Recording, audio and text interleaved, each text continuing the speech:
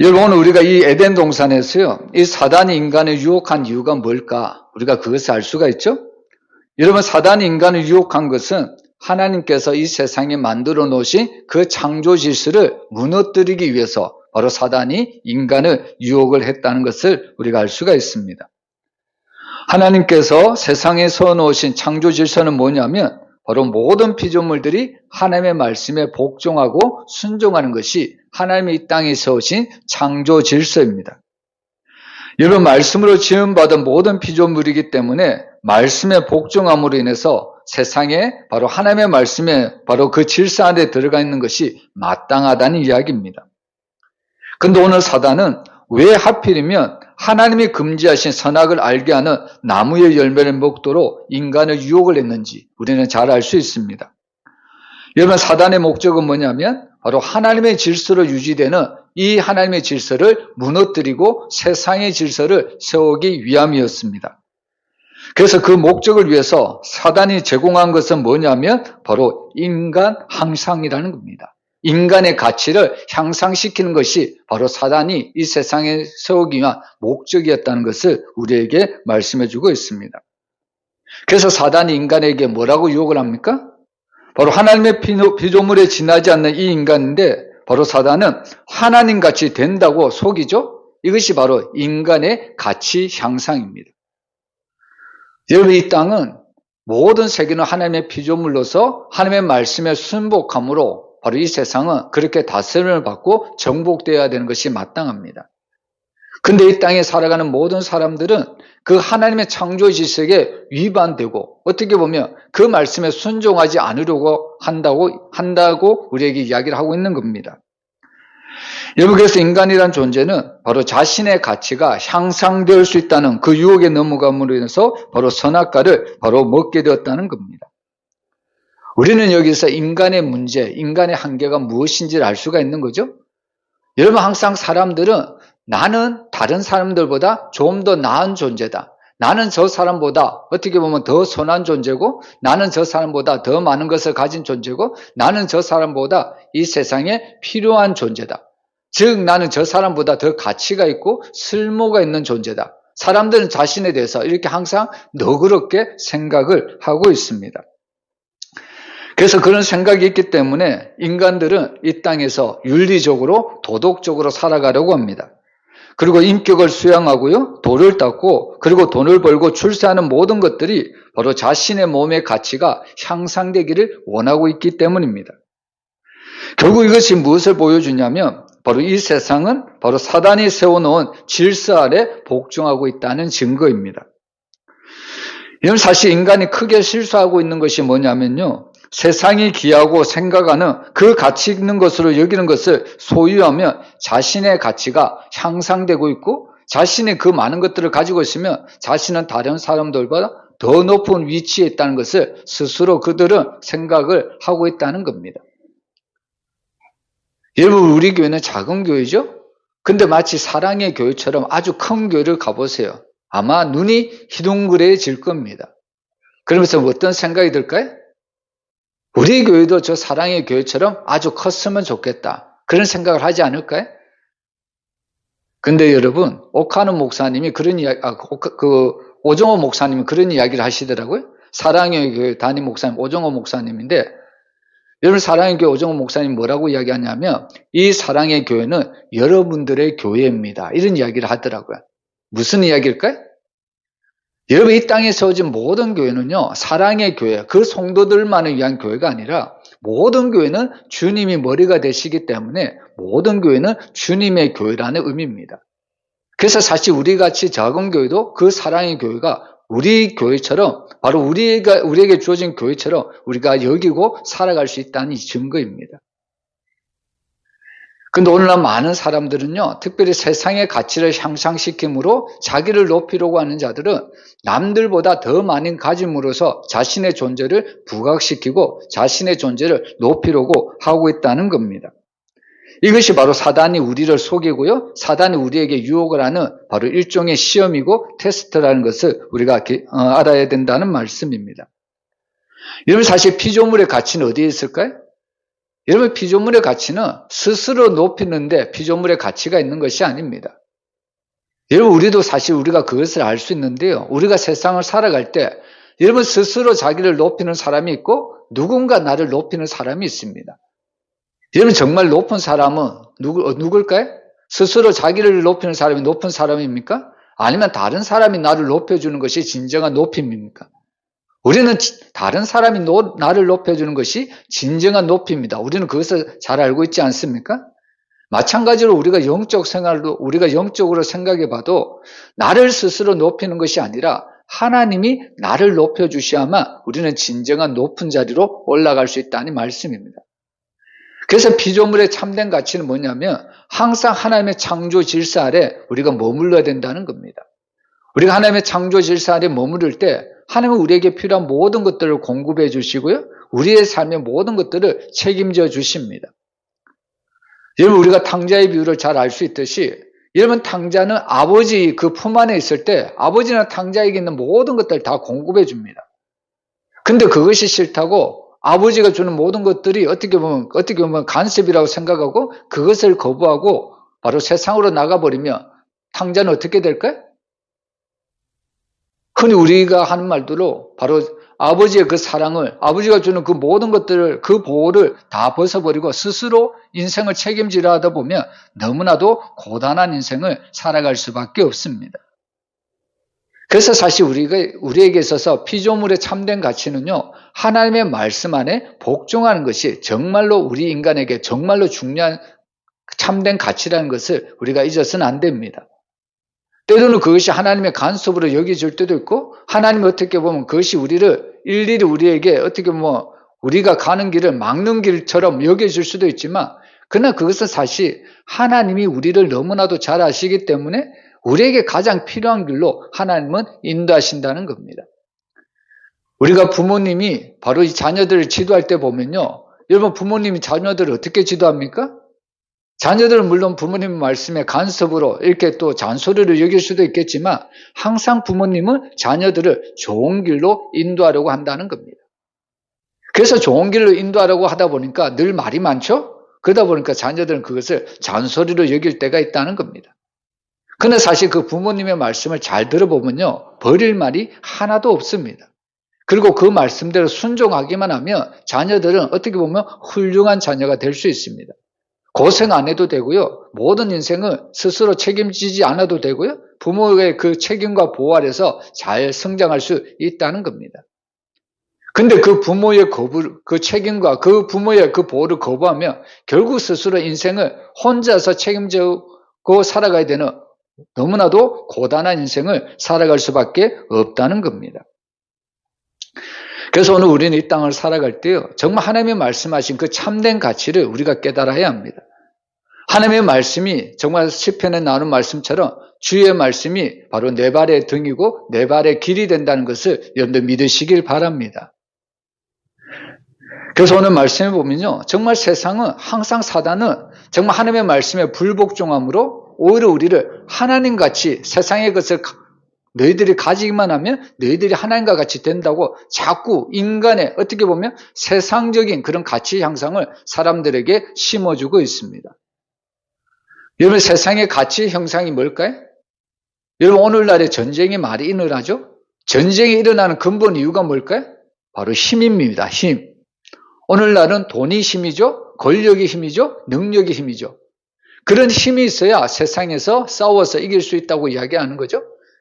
그래서 세상이 말하는 가치 향상은 이런 힘이 있어야만 너희들은 살아남을 수 있다고 자꾸만 우리들에게 세상의 것을 소유하도록 부추기고 있다는 겁니다. 너희가 세상의 것을 가지면 가질수록 너희는 마치 하나님처럼 되어서 남부를 것 없는 그런 부러운 인생, 행복한 인생을 살 수 있다고 바로 이 에덴 동산에서 아담을 속인 것처럼 여전히 이 사단은 우리들에게 그런 속임수로 가지고 우리에게 찾아오고 있다는 겁니다.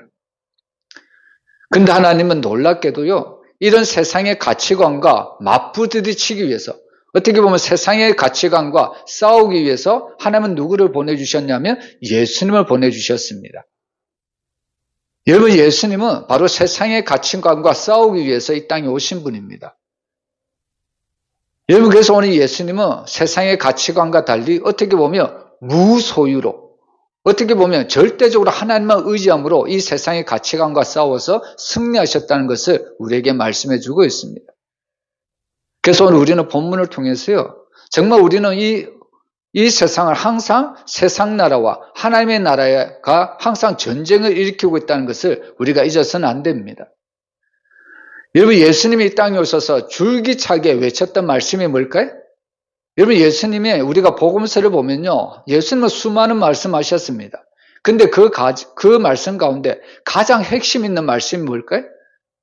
여러분, 예수님은 무엇을 우리에게 가장 강력하게 이야기를 하셨을까요? 예수님이 이 땅에 오셨을 때도, 그리고 그분이 공생의 사역을 하셨을 때도, 그리고 그분이 죽으시고 승천하실 때도 동일하게 예수님은 이 말씀을 하셨습니다. 즉, 이 말씀은 예수님이 출생하실 때나 십자가에서 죽으실 때나 하나님께로 돌아가실 때, 바로 승천하실 때도 동일하게 이 말씀을 하셨습니다. 그러면 결국 예수님이 이 땅에 오셔서 무엇을 말씀하시려고 이 땅에 오셨는가? 우리는 그 이유를 알 수 있습니다. 저는 계속해서 제가 이야기를 하지만, 그러면 예수님이 우리에게 정말로 가르치고자, 정말 우리에게 말씀하시고자 하는 그 본문의 내용, 복음의 핵심이 뭘까요? 여러분, 예수님이 이 땅에 오셔서 우리에게 가장 강력하게 외쳤던 것이 뭐냐면 하나님의 나라였습니다. 하나님의 나라. 예수님이 이 땅에 오셨을 때부터 하나님의 나라를 선포했고요. 십자가에서도 하나님의 나라를 선포했고, 그분이 그 하늘나라로 승천하실 때도 제자들이 바로 깨닫지 못했을 때 계속해서 하나님의 나라를 사도행전에서 외쳤던 것을 볼 수 있습니다. 여러분, 결국 예수님이 이 땅에 오시고, 그리고 마지막으로 다시 예수님이 오시겠죠? 그 예수님의 재림은 바로 완전한, 정말 완성된 하나님의 나라를 건국하시기 위해서 예수님이 이 땅에 오신다는 것을 믿으시길 바랍니다. 그래서 오늘날 이 세상은요, 항상 세상의 가치관을 가진 세상의 나라와, 그리고 예수님의 가치관을 가진 하나님 나라의 이 가치관이 서로 전쟁을 일으키고 서로 대립하는 것을 볼 수가 있습니다. 그래서 오늘 본문을 보면 아마겟돈 전쟁이 나오는데요, 이 전쟁은 다른 전쟁이 아닙니다. 바로 세상의 것을 추구하는 세상 나라와 하나님의 나라를 추구하는 그 하나님 나라와의 전쟁을 우리는 아마겟돈 전쟁이다, 우리가 이렇게 이해를 했으면 좋겠습니다. 우리 12절 말씀에 보면요, 또 여섯째 천사가 그 대접을 큰 강 유브라데의 소돔에 강물이 말라서 동방에서 오는 왕들의 길이 예배되었더라라고 이야기를 하고 있습니다. 여기 보면 여섯째 천사가 그 대접을 큰 강 유브라데에 쏟았다고 이야기를 하고 있습니다. 여러분, 우리는 이 말씀을 보면 정말 유브라데가 정말 하나님의 큰 심판을 받는 그 장면이라고 우리가 생각을 할 수도 있습니다. 여러분, 이 유브라데 강이 마른다는 것은 무슨 의미냐면 바로 이스라엘의 대적들이 바로 이스라엘을 심판하는 그런 길목이 될 것을 이야기하고 있습니다. 여러분, 사실 강이라는 것이 말라서 땅이 되어버린다면 얼마나 그 대적들이 쉽게 넘어올 수 있겠습니까? 여러분, 탈북자들을 보면요, 그 강들을 넘어올 때도 있지만 때로는 겨울 때 그 강이 얼었을 때, 마치 그 강이 단단한 어떻게 보면 육지처럼 되었을 때 그렇게 그것을 지나서 이렇게 탈북하는 경우도 참 많이 있습니다. 여러분, 어떻게 보면 지금 대적들과 이스라엘 사이에 이 유브라데 강이 있는데 이 강 때문에 어떻게 보면 대적들이 지금 쳐들어오지 못하고 있는데, 근데 이 유브라데 강이 말라가지고 결국엔 대적들이 지금 이스라엘 땅으로 지금 쳐들어오는 그 장면을 우리에게 이야기를 하고 있습니다. 결국 우리는 이 말씀을 통해서 무엇을 알 수 있냐면요, 이 유브라데는 바로 심판의 통로로 지금 사용되고 있다는 것을 우리가 알 수가 있는 거죠. 여러분, 우리가 물론 성경 곳곳에 보면 이 유브라데가 바로 심판의 길목으로 사용될 때도 있지만 때로는 제약된 이스라엘 백성들이 하나님 앞에 회개함으로 다시 하나님께서 회복해주는 통로로 이 유브라데 강을 사용해 주기도 합니다. 근데 오늘 본문은 이 대적들이 바로 이 이스라엘을 바로 그 전쟁하려고 이 유브라데 강을 건너오는 것을 보면서 바로 이 유브라데 강은 심판의 통로로 바로 사용되었다는 것을 우리가 알 수가 있습니다. 여러분, 우리는 이 말씀을 통해서 결국에 이 세상의 마지막 전쟁은 결국에 진리 전쟁이라는 것을 잊어서는 안 됩니다. 항상 세상의 가치관을 가진 세상의 나라와 그리고 하나님의 말씀을 가진 그 하나님의 나라와의 항상 진리 전쟁이 일어난다는 것을 우리에게 가르쳐주고 있습니다. 그래서 이 대적들을 보면요, 13절에 보면 개구리 같은 새 더러운 용이 용의 입과 짐승의 입과 거짓 선지자 입에서 나온다고 이야기를 하고 있습니다. 그리고 이들을 가리켜서 바로 귀신의 영이다 이렇게 이야기를 하죠.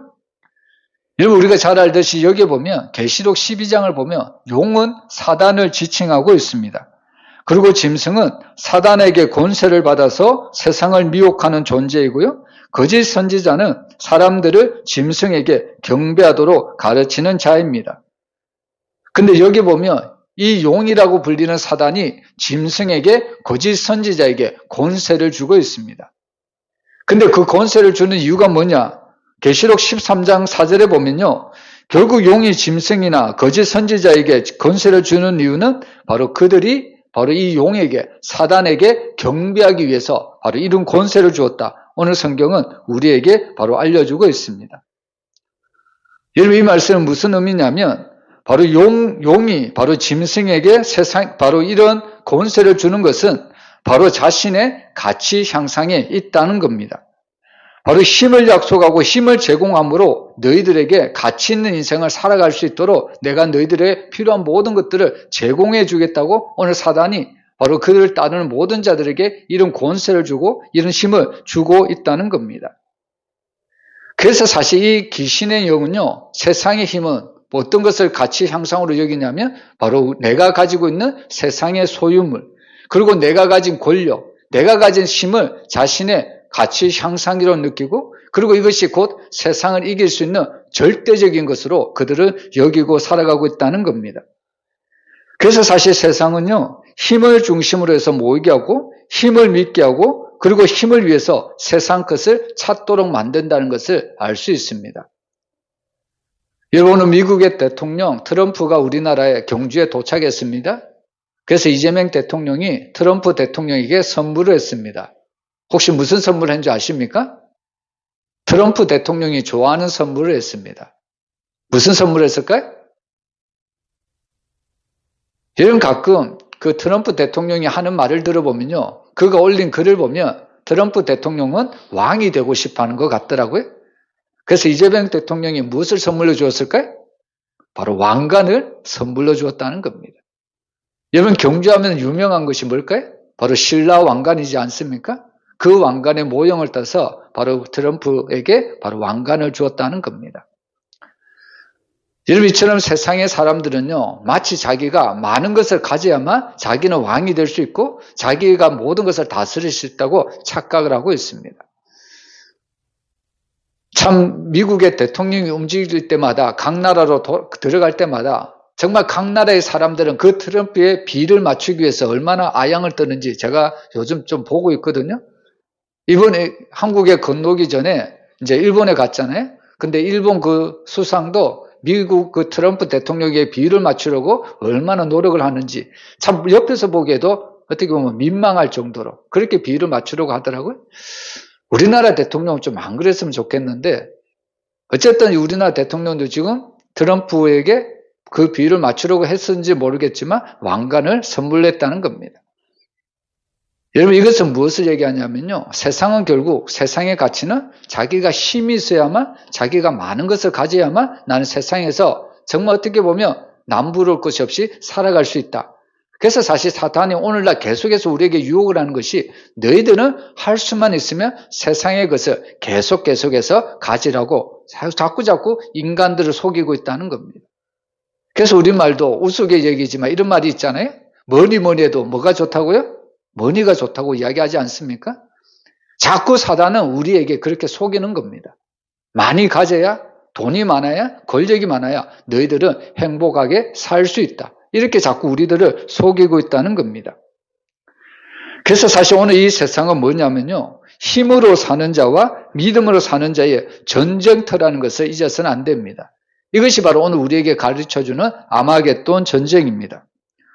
여러분, 사실 이 아마겟돈 전쟁은 미래의 일이 아니라 오늘 우리가 살아가는 모든 삶의 현장터에서 여전히 일어나고 있는 일입니다. 강대국들은 힘이 없는 나라들에게 항상 어떻게 보면 힘으로 누르려고 하죠. 그리고 힘이 없는 나라들은 그 강대국의 나라들에게 그 강대국이 요구하는 것들이 부조리한 것을 알면서도 어쩔 수 없이 힘이 없으니까 어쩔 수 없이 맞추어줘야 되는, 지금 우리나라도 지금 미국과의 그런 관세 문제 때문에 지금 어찌해야 될지 참 골머리를 지금 섞고 있습니다. 여러분, 우리나라를 위해서 기도해 주시길 바랍니다. 이것이 바로 오늘날 세상의 힘을 가진 자들과 또 하나님의 나라와의 한상 전쟁터, 아마겟돈 전쟁이 여전히 우리 가운데 일어나고 있다는 것을 우리가 잊어서는 안 된다는 겁니다. 여러분, 그렇다면 오늘 이 세상의 나라와 어떻게 보면 반대로 하나님의 나라, 이 군사들, 하나님의 나라의 성도들은 어떻게 살아가야 될까요? 여러분, 오늘 우리 계시록 16장 15절 우리 한번 같이 읽어보겠습니다.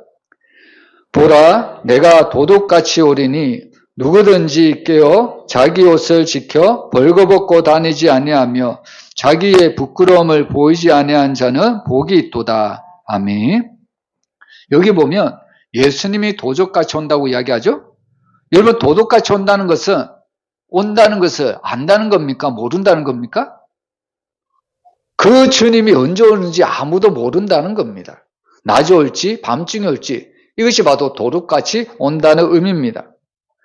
그래서 사실 성도는요, 예수님이 오실 날에 관심을 가질 것이 아니라 예수님이 오실 것을 기다리는 신부로서 어떻게 이 땅을 살아가야 하느냐, 항상 그것에 초점을 맞추고 살아가야 합니다.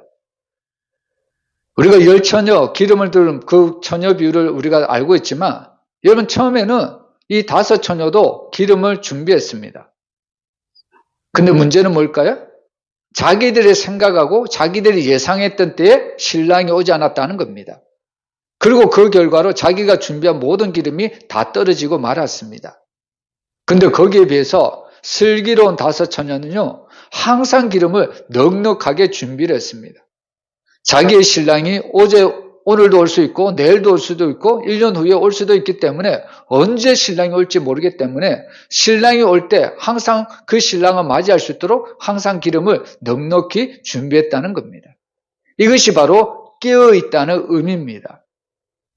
여러분, 우리에게 있어서 예수님은 언제 오실지 아무도 모릅니다. 그래서 항상 우리는 말씀과 기도와 성령으로 항상 예수님이 이 땅에 오실 것을 바로 우리는 그 예수님의 재림을 기다리며 살아가야 합니다. 그래서 사실 성도의 삶이라는 것은 예수님이 언제 오실까? 이것을 고대하기보다는 예수님이 오시더라도 나는 거룩한 신부로서 그 주님을, 그 신랑을 맞이할 삶의 자세로 항상 살아가는 것이 너무나도 중요합니다. 여러분, 옷은 어떤 역할을 할까요?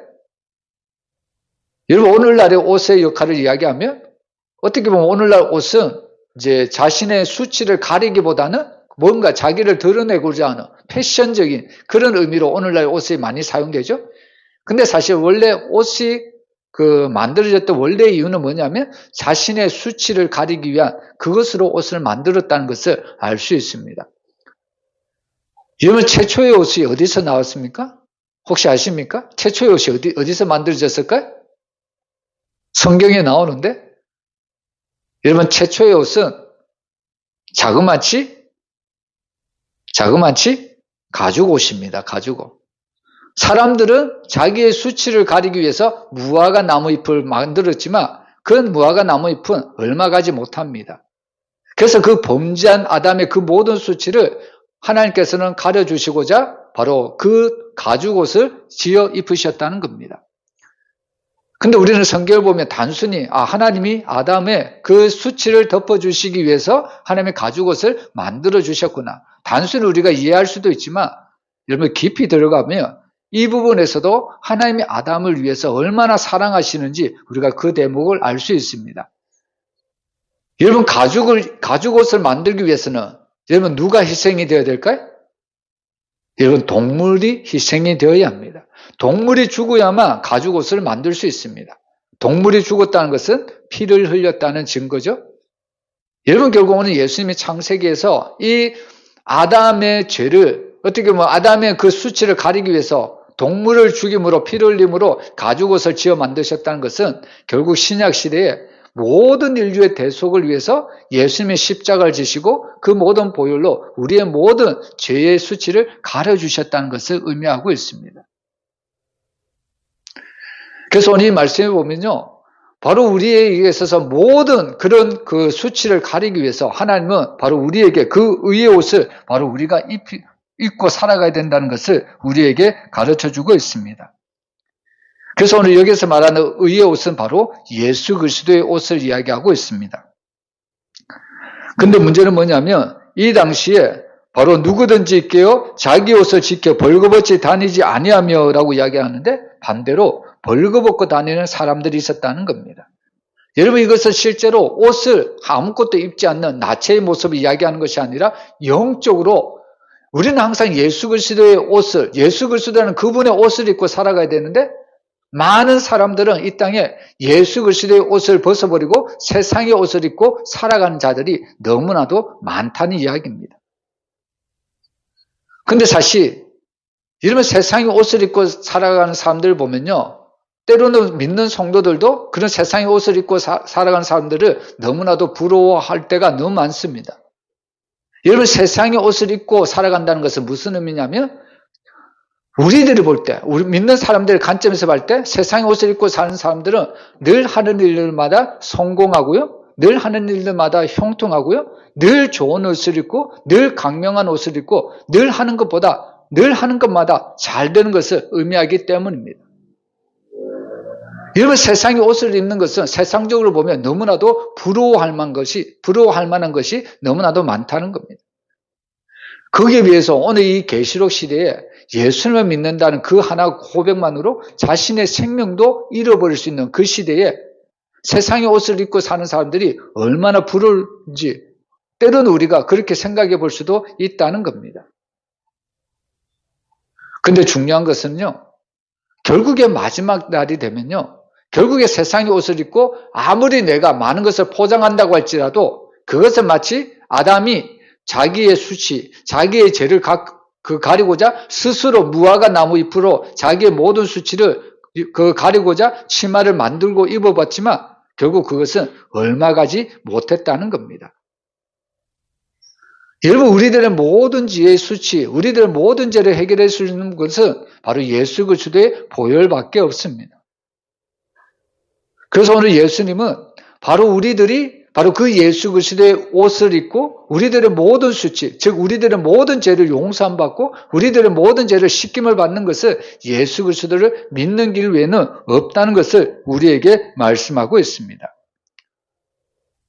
그래서 사실 우리는 하나님을 믿는 성도들은요, 세상의 가치를 따르지 않는 사람들입니다.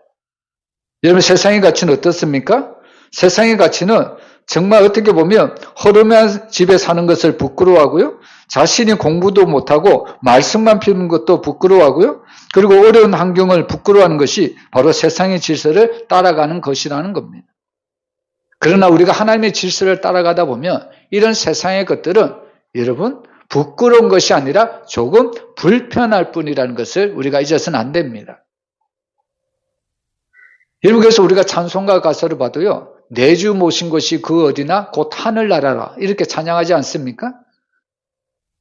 여러분 우리는 다른 사람처럼 많은 것을 가지지 않아도 좋습니다. 우리는 남들처럼 좋은 옷을 안 입어도 괜찮습니다. 왜냐하면 세상적인 그런 옷은 없을지라도 우리에게는 영적인 그리스도의 옷이 항상 우리 가운데 입혀져 있기 때문입니다. 그래서 우리는 늘 하나님의 나라를 추구하는 성도로서 우리는 세상의 가치관을 추구하는 자들이 아니라 하나님, 그 예수 그리스도의 의를 추구하며 살아가는 믿음의 사람이 되어야 된다는 것을 우리에게 알려주고 있습니다. 그래서 오늘 우리가 계시록 16장 16절을 보면요, 새 영이 히브리어로 아마겟돈이라는 하는 곳으로 왕들을 모은다고 이렇게 이야기하죠. 결국 아마겟돈 전쟁이 여기서 나옵니다. 여러분 이 아마겟돈 전쟁을 한번 풀어서 설명하자면 이 아라는 헬라어는 하르라는 단어를 쓰는데요. 이 하르의 의미는 뭐냐면 사이나 틈을 가리키고 있습니다. 그리고 이 마겟돈이라는 것은요, 무기또의 말이 변형이 되어서 나온 말인데요. 그래서 결국 아마겟돈은 무슨 의미냐면 바로 무기또 사이, 무기또 틈을 이야기하고 있습니다. 여러분 스가랴 12장 11절에 보면 바로 그날에 예루살렘에 큰 애통이 있으리니 무기또 골짜기 하다 들인문에 있던 애통과 같을 것이다 라고 이야기를 하죠.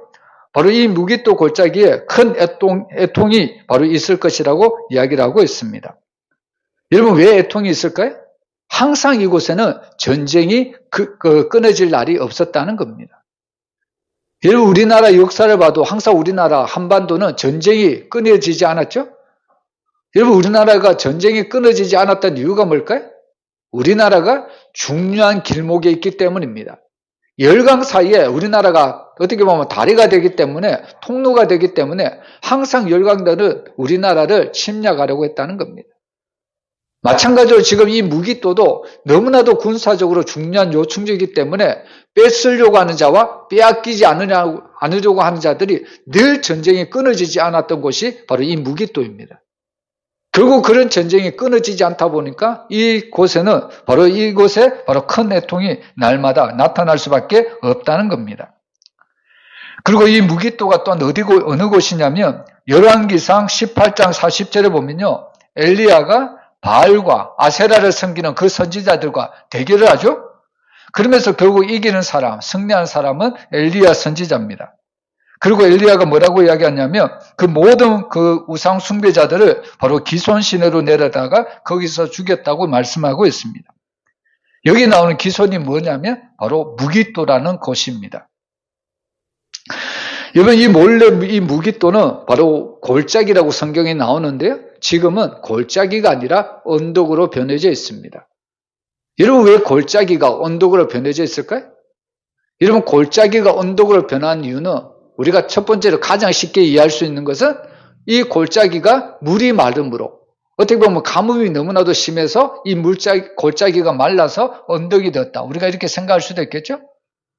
근데 사실 여기서 왜 골짜기가 언덕이 되었냐면 이곳은 끊임없이 전쟁이 일어났던 곳입니다. 전쟁이 일어나면 결국 수많은 사람들이 죽겠죠?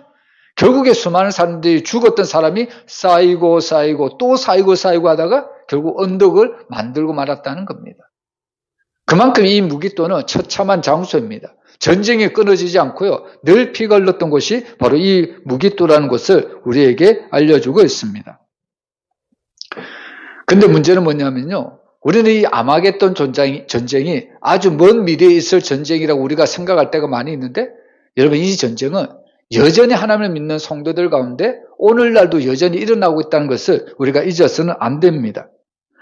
여러분 사실 이 아마겟돈 전쟁을 우리가 마지막으로 설명해 보자면 결국 이 전쟁은 바로 여호와의 이름으로 전쟁을 하는 것을 의미하고 있습니다. 우리가 잘 알듯이 여러분 골리앗과 다윗의 싸움을 보면요.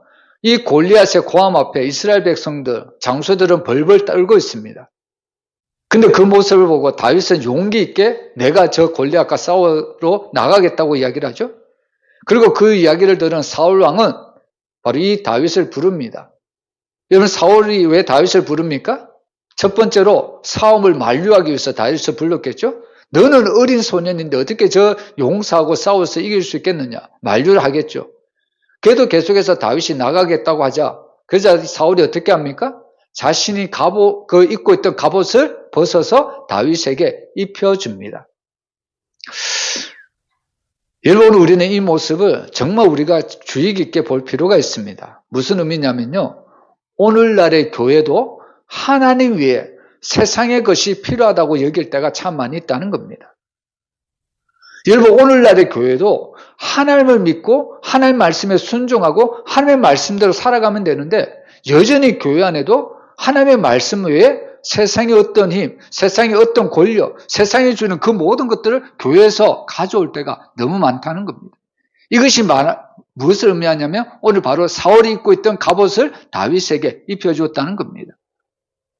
사울이 생각할 때 자기가 입고 있던 갑옷을 다윗에게 입혀주면 다윗이 잘 나가서 싸울 것이라고 사울은 생각을 했겠죠? 이것이 여전히 오늘날 이 땅에 세워진 교회가 잘못된 생각을 하고 있다는 겁니다. 여러분 교회는 결코 세상의 힘으로, 세상의 원리로, 세상의 가치로 세워지는 것이 아닙니다. 여러분 교회는 오직 하나님의 말씀으로 세워지는 줄 믿으시길 바랍니다.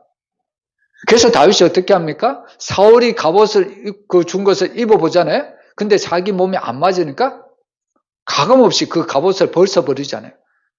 그러면서 그가 골리앗과 싸울 때 뭐라고 고백합니까? 내가 만군의 여호와 이름으로 나아간다고 이야기하잖아요. 여러분, 다윗은 처음부터 알고 있었습니다. 이 싸움은 자기의 싸움이 아니라 여호와의 전쟁으로 알았다는 겁니다. 여러분, 이것이 바로 오늘 계시록에서 나오는 아마겟돈 전쟁입니다. 여러분, 여전히 오늘날 이 세상에는 세상 나라와 하나님을 믿는 나라와 그 백성들과 싸움이 여전히 일어나고 있다는 것을 우리가 잊어서는 안 됩니다. 여러분, 특별히 오늘날 기독교를 박해하는 국가들이 참 많이 있죠? 여러분, 기독교를 박해하는 국가들을 가보면 정말 예수를 믿는다는 것 때문에 진짜 실제적으로 육신적으로 그렇게 박해를 받는 사람들이 너무나도 많습니다. 근데 거기에 비해서 우리나라는 내가 예수를 믿는다고 해서 육신적으로 받는 박해는 없습니다. 그러면 우리는 하나님을 믿는다고 우리나라는 정말 그런 박해가 없을까요? 육신적인 박해는 없지만 여전히 오늘날에는 하나님의 말씀에 대치되는, 하나님의 말씀에 대적하는 여전히 악한 세력들이 우리 가운데 교회 안에, 기독교 안에 여전히 침투하고 있다는 것을 우리가 잊어서는 안 됩니다. 여러분, 자꾸 세상법이 무엇을 강조합니까? 어떻게 보면 평등이라는 것을 어떻게 보면 아름답게 포장을 해서 어떻게 보면 모든 사람들에게 이 평등을 조장해서 하나님의 말씀하신 그 창조 질서를 무너뜨리려고 하고 있지 않습니까? 여러분, 우리는 지금 어떻게 보면 육신적인 그런 고통을 당하고 있지 않지만, 그러나 우리나라는 여전히 그런 하나님의 말씀에 대적하는 그런 세상 나라의 가치관을 여전히 믿는 사람들을 공격하고 있다는 것을 잊어서는 안 됩니다. 그래서 우리는 항상 이런 세상 나라에 대응해서 우리는 하나님의 말씀을 거룩하게 지켜나가야 된다는 겁니다. 늘 우리가 깨어서 기도하고요. 늘 이렇게 잘못된 법에 대해서 우리가 할 수 있는 한 한 목소리를 내고, 또 이런 잘못된 것에 대해서 하나님의 말씀이 반드시 옳다는 것을 우리가 세상 사람들에게 알려주고 증거해야 될 필요가 있다는 말씀입니다. 이것이 바로 오늘 우리나라에게 준 아마겟돈 전쟁이지 않을까, 저는 그런 생각을 한번 해보게 됩니다. 여러분, 우리가 믿음 생활하면서 바로 이 아마겟돈 전쟁과 같이 신앙생활을 방해하는 여러 요소들이 있습니다. 특별히 주의를 거룩하게 지키지 못하는 세상의 여러 가지 요소들도 있을 겁니다. 그러나 중요한 것은요, 우리가 어느 곳에 있든지 우리는 늘 하나님의 말씀을 기억하고요, 그 말씀대로 따라가고 그 말씀대로 순종하려고 하면 하나님은 반드시 우리에게 길을 열어주신다는 겁니다. 여러분, 제가 앞에서 이 유브라데 강을 어떻게 보면 말라서 적들이 이 유브라데 강을 바로 통과해서 지금 이스라엘을 바로 정정을 하려고 올라온다고 제가 설교 서두에 말씀을 드렸습니다. 근데 우스운 것이 뭔지 아십니까? 이 적들이 유브라데 강을 넘어서 하나님의 백성들을 공격하고 심판하려고 오는데 결과가 어떻게 될까요? 이 원수들이 이스라엘 백성들, 하나님의 백성들을 공격하고 죽이려고 오는데 오히려 죽는 쪽은, 심판을 받는 쪽은 누구냐면 오히려 하나님을 대적하는 자들이라는 겁니다. 우리는 그것을 바로왕에서 알 수가 있죠. 여러분, 바로왕이 이스라엘 백성들을 놓아주고 후회를 하죠. 그리고 그 백성들을 다시 잡아오기 위해서 다시 그 군대를 이끌고 바로 이스라엘 백성들을 추격합니다. 그때 하나님의 은혜로 바로 하나님의 홍해를 갈라주셔서 이스라엘 백성들은 안전하게 건넙니다. 그런데 애굽의 군대들은 그 홍해로 들어갔다가 결국에 죽을 수밖에 없는 거죠. 결국에 자기 무덤을 자기가 판 격이라는 겁니다. 오늘 이 말씀을 보면 아마겟돈 전쟁을 일으키려고 악한 세력들은 일어나지만 결국 이 말씀을 끝에 보면 자기 무덤을 자기가 판 꼴이라는 것을 우리가 알 수 있습니다. 우리는 이 말씀을 정말 믿는다면요, 우리가 이 땅을 살아갈 때 이런 세상의 그 여러 가지 전쟁에 대해서, 이런 영적인 전쟁에 대해서 우리는 두려워할 필요가 없습니다. 최종적인 승리는 하나님이 우리에게 허락해 주셨습니다. 예수님은 십자가에서 죽으셨죠? 근데 그걸로 끝이 안 났잖아요. 예수님은 십자가에서 죽으셨지만 3일 만에 부활하셨고 결국 하나님께로 다시 돌아가셨습니다. 그렇게 돌아가셨다는 것은 우리 또한 하나님께서 바로 이 땅에서 우리가 공고한 삶을 살 수도 있지만, 그러나 끝내는 우리의 마지막은 하나님께서 최종 승리를 허락해 주신다는 말씀입니다. 여러분 이 약속의 말씀을 끝까지 믿고요. 늘 이 땅에서 믿음을 가지고 늘 하나님을 위해서, 늘 하나님의 나라를 위해서 쓰임받는 믿음의 성도들이 되시기를 주의 이름으로 축원합니다. 기도하겠습니다.